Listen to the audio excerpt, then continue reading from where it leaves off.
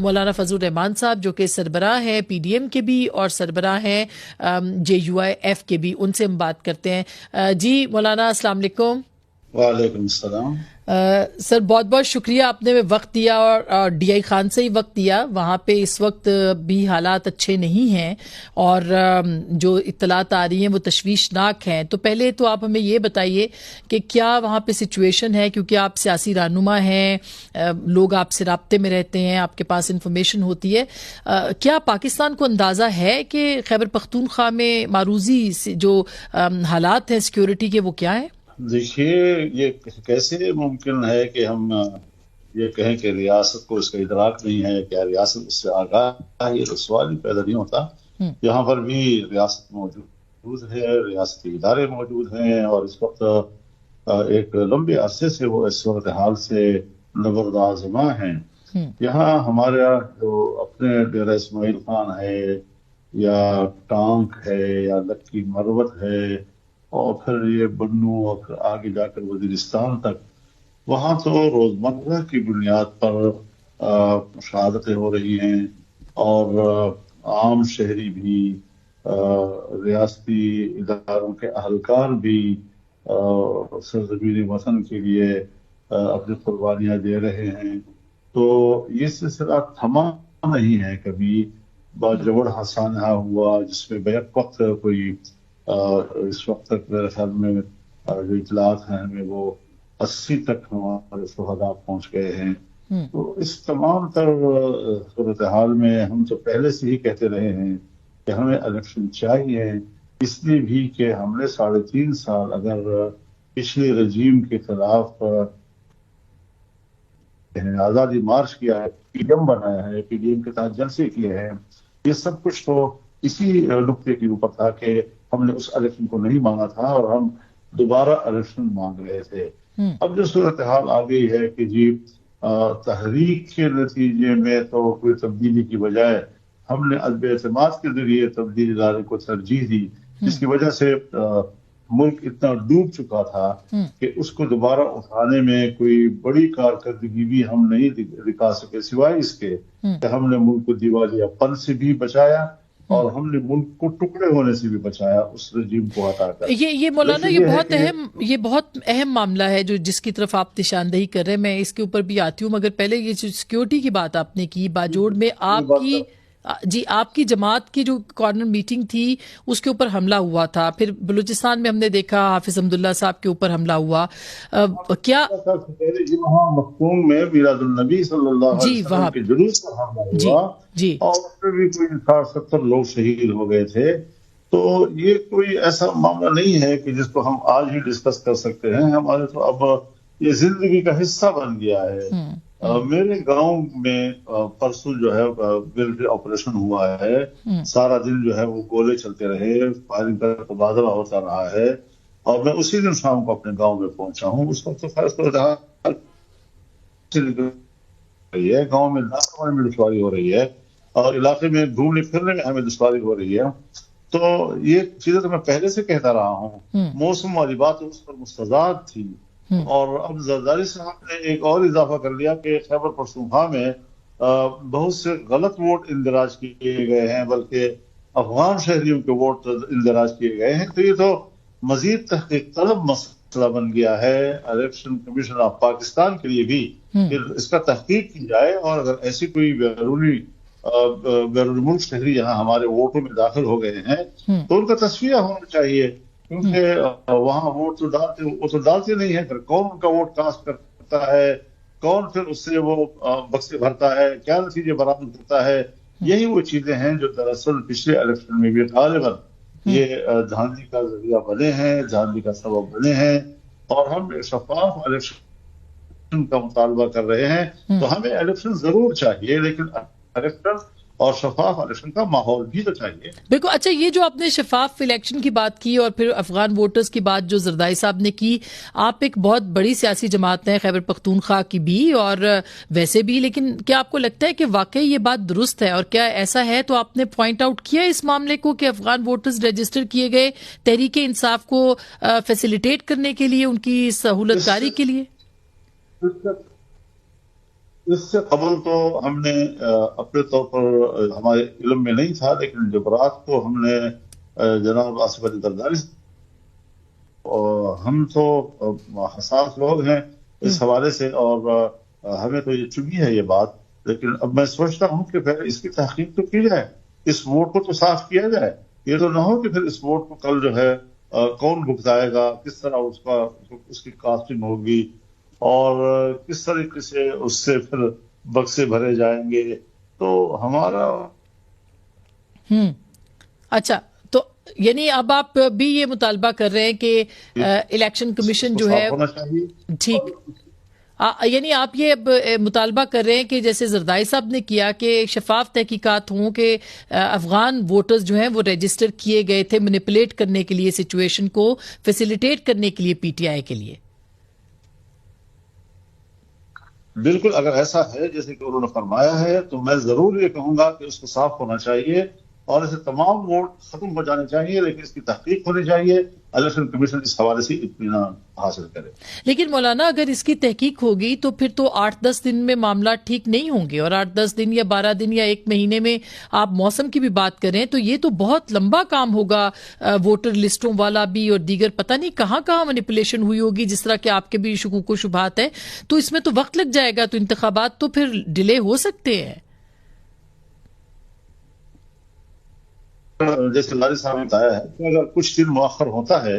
اور ہمیں چند دن کی تاخیر کے ساتھ ایک شفاف الیکشن ملتا ہے تو یہ کوئی بڑا سودا نہیں ہے۔ ہم نے اتنا عرصہ انتظار کیا ہے تو چند دن اور انتظار کر سکتے ہیں۔ اگر آئین کے مطابق آپ کو مدت کے اندر الیکشن چاہیے تھے تو ہمارے ضمنی الیکشن تو ستمبر میں ہو جانے چاہیے تھے، یا خیبر پختونخوا کے الیکشن تو کم از کم ستمبر میں ہو جانے چاہیے تھے،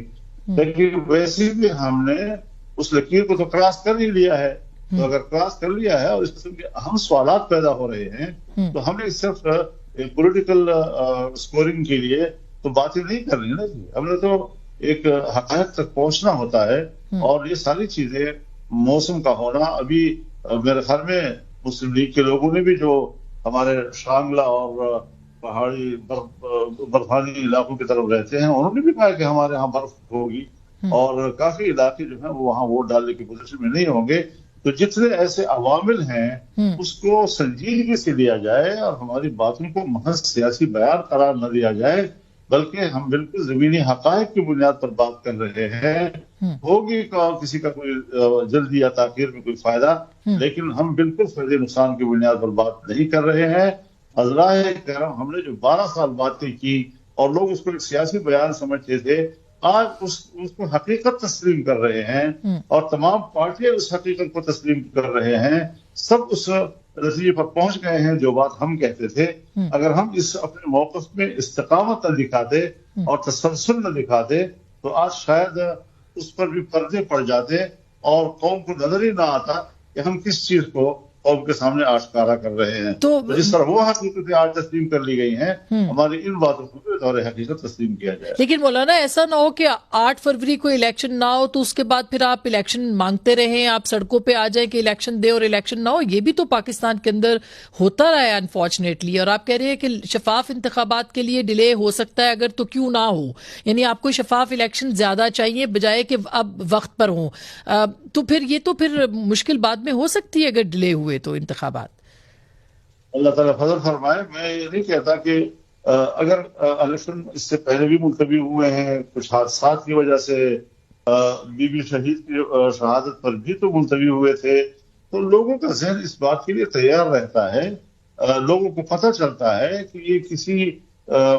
ناگزیر وجوہ کی بنیاد پر چند دن کے لیے مؤخر ہو رہا ہے۔ اگر ناگزیر وجوہ لوگوں کو سمجھ میں نہ آئے اور لوگ سمجھے کہ یہ تو کوئی بہانہ تلاش کیا جا رہا ہے الیکشن سے فرار کا، تو پھر لوگوں کو اس بھی بے حس نہیں ہے، ان کو فوری طور پر احساس ہو جاتا ہے، اور وہ پھر پبلک روڈوں پہ بھی آتی ہے، اپنا احتجاج بھی کرتی ہے۔ کوئی ایسا گیا گزرا زمانہ نہیں ہے کہ لوگوں کے پاس ادراک نہیں ہے یا ان کے پاس احساس نہیں ہے۔ اس وقت لوگ یہ ادراک رکھتے ہیں کہ اس قسم کے حالات زمین پر موجود ہیں، اور جس طرح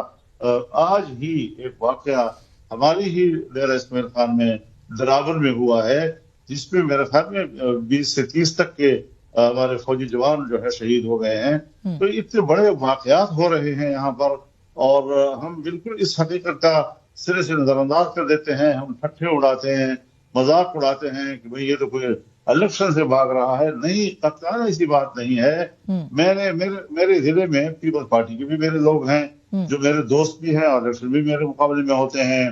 اس کے علاوہ بھی اور بڑے سردار اور خواتین یہاں پر موجود ہیں جو الیکشن بھی لڑتے ہیں, ہمارے دوستی بھی ہیں, تعلقات بھی ہیں ان کے ساتھ. اس سے بھی میں نے پوچھا ہے, وہ بھی کہتے ہیں جی ہم تو کمپین کے لیے بات نہیں کر سکتے. صرف آپ نہیں کہہ رہے, ہمارا بھی یہی حال ہے جی. تو اس طرح کی ساری صورتحال میں آپ خود سوچیں کہ الیکشن کمیشن کو بھی تو کوئی بات کرنی چاہیے نہیں اس حوالے سے کہ اگر اس قسم کی صورتحال ہو. سر, الیکشن کمیشن کے پاس سیاسی جماعتیں جائیں گی نا, مطلب جو آپ کے تحفظات ہیں, زرداری صاحب کے تحفظات ہیں, پی ایم ایل این کے بھی تحفظات ہیں,